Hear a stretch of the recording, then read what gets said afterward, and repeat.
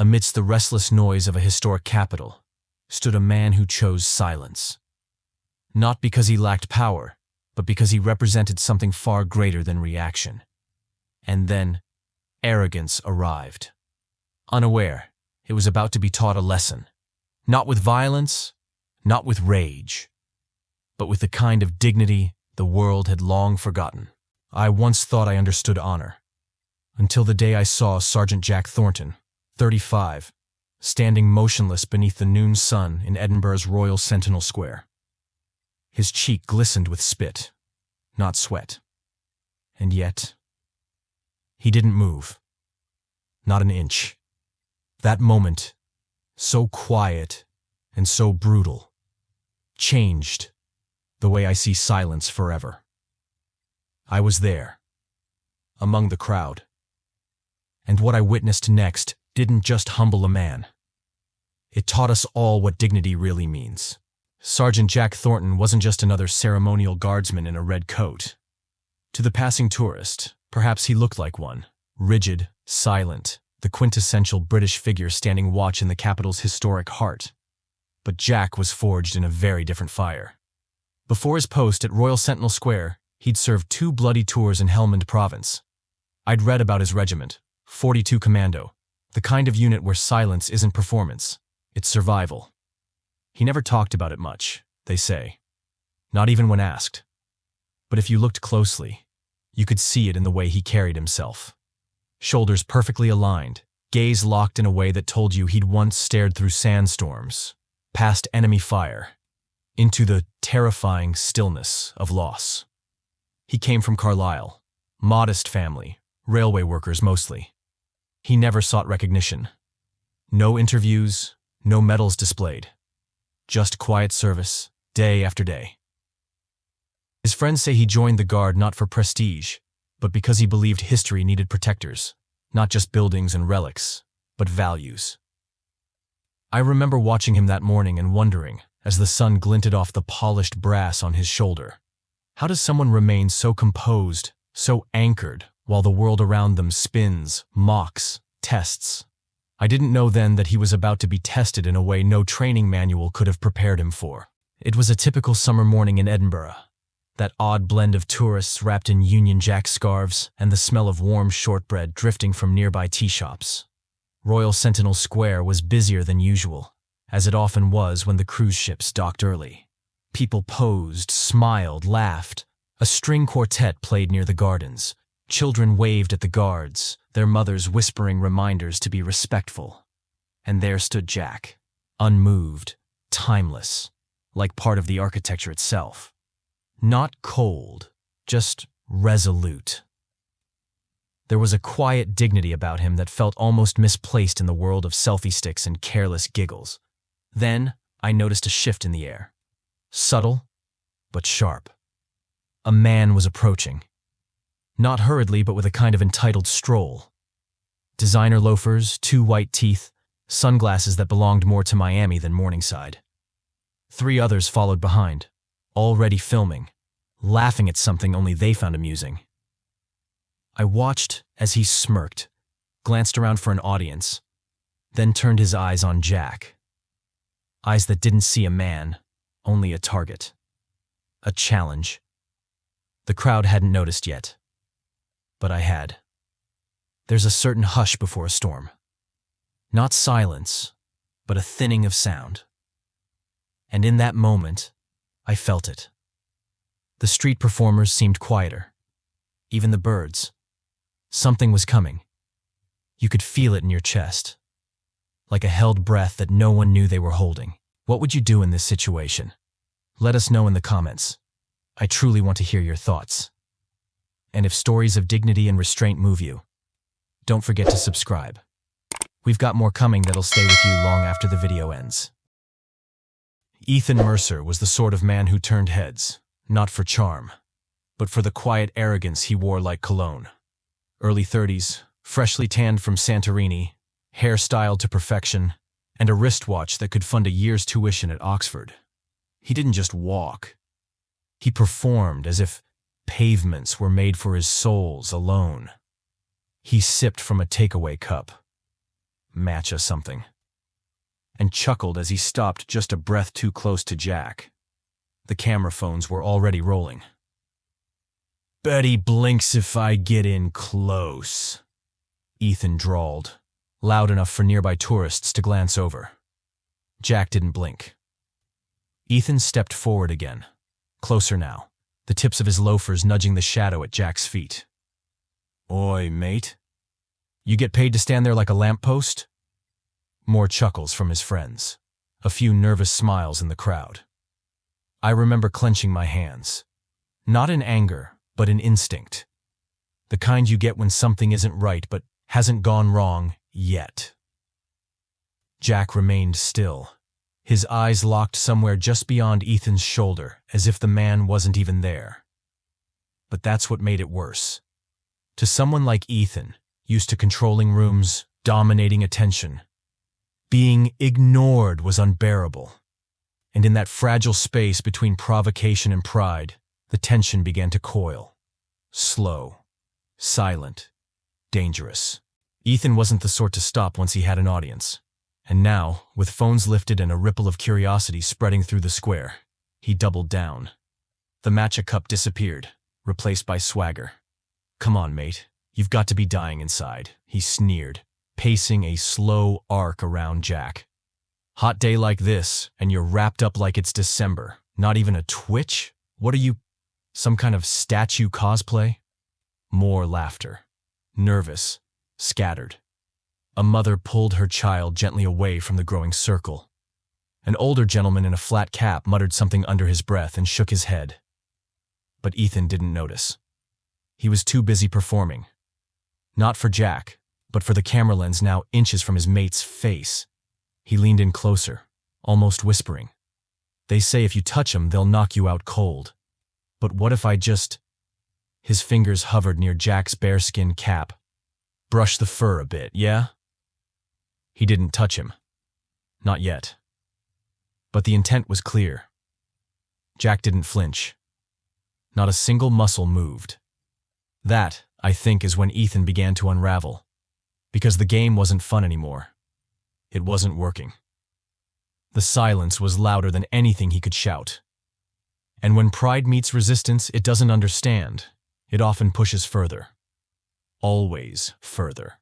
It should have stopped there. A bad joke, a childish dare, brushed aside by the dignity of silence. But Ethan Mercer, like many men shielded too long by privilege, mistook composure for weakness. And that, always, is a dangerous mistake. He turned to the crowd now, arms outstretched, as if addressing an invisible court. "Look at him. Not even human. Probably trained by robots at Sandhurst." Scattered chuckles, but fewer this time. The mood had shifted. What once felt cheeky now felt uncomfortable. Then came the tipping point. Ethan reached into his pocket, pulled out the last half of his matcha cup, lukewarm and limp, and without warning, tipped it forward. The pale green liquid splashed over Jack's perfectly polished left boot. Gasps rippled through the onlookers. One woman covered her mouth. A young lad, maybe 10, whispered, "Mum, is he allowed to do that?" Jack, again, didn't move. The only sign he'd even noticed was a subtle tightening of his jaw. Almost imperceptible, unless you were looking for it. And I was. Ethan smirked, emboldened. "No reaction?" "Really?" "You guards are a joke, mate." His mates exchanged glances now, a flicker of doubt finally cutting through their bravado. The crowd had grown, no longer amused, no longer detached. Something had shifted, not in the guard, but in us. Because we all knew a line had been crossed, and lines once crossed tend not to be ignored. There's a moment, brief, almost imperceptible, when a crowd shifts from curiosity to disbelief.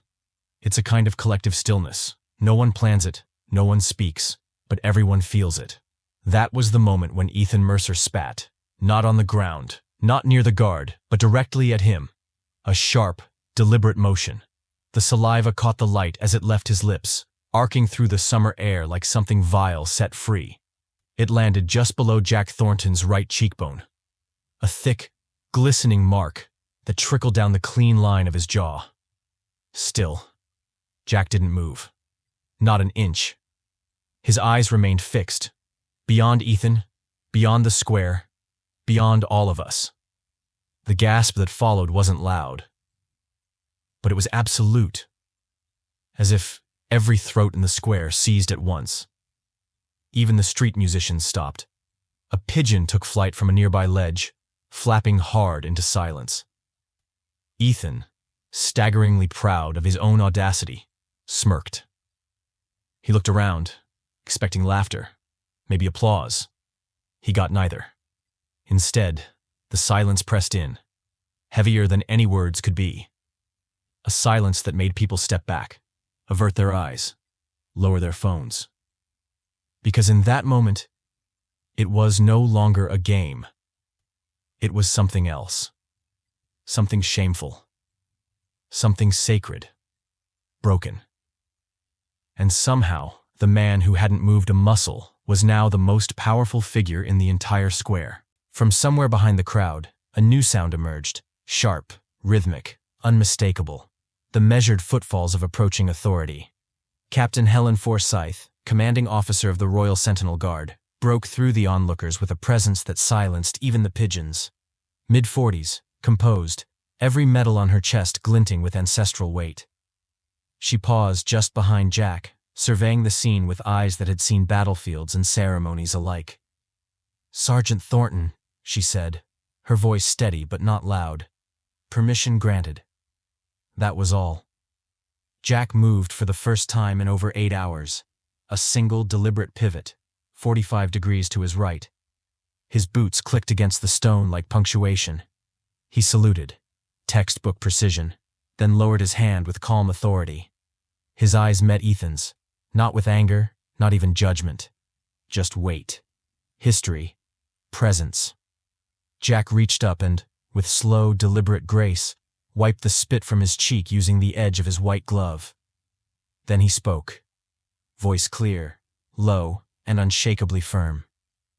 8 years ago, I took an oath, he began. Not simply to a flag or to a figurehead, but to the very values this uniform represents. The crowd leaned in, collectively holding breath. Even Ethan's friends, once smug, now pale, stopped recording, because they knew, as we all did in that moment, this wasn't going to be a rebuke. It was going to be a reckoning. Jack's voice carried across the square, not loud, but weighty. Every syllable landed with purpose. "I've stood in deserts where the air itself felt like it could kill you," he said. "I've buried friends without time for ceremony. And when I came home, I chose this post. Not for glory, not for photographs, but because someone must stand between mockery and memory." He turned slightly, addressing the broader crowd now. "This isn't a costume. It's a commitment. Every thread, every crease, earned, not stitched. Behind me is not just a palace. It's history. It's sacrifice. It's a reminder of those who held the line, not with fists, but with restraint." People were no longer simply watching. They were absorbing. You could feel it in the silence, not empty, but reverent. Jack's eyes found Ethan again. "You spat at this uniform, sir, but you've done more than stain a man's cheek. You've revealed something far more telling." He paused, just for a breath. "You thought silence meant weakness, but real strength, the kind that doesn't parade itself, is knowing when not to strike, when to endure, when to speak only when it matters most." A murmur rippled through the crowd, not of judgment, but of something older, something almost forgotten in the noise of modern life. Respect. And in that moment, Jack Thornton wasn't just a guard. He was a guardian of something far bigger than any man's ego. Ethan Mercer was no longer smiling. The smirk that had once curled his lips had vanished, replaced by a flicker of something unfamiliar. Doubt. His eyes darted to the crowd, now surrounding him not with applause, but with distance. Phones lowered, Expressions changed. Some turned away entirely. One of his friends muttered, "Kev, mate, what have you done?" Before Ethan could answer, two officers from the Royal City Constabulary stepped forward through the parted crowd. They weren't in a rush. They didn't need to be. Authority, like respect, doesn't require volume. "Sir," one of them said, polite but firm, "we'll be needing a word." Ethan took a step back, not from fear, but as if the ground beneath him had shifted. For the first time that day, he looked less like a man performing, and more like someone slowly waking from a dream. A foolish, arrogant dream. Jack didn't move again. He didn't need to. The weight of his silence had already done what no confrontation ever could. As the officers gently guided Ethan out of the square, his designer sunglasses slipped from his collar and hit the cobblestones with a small, brittle crack. No one picked them up.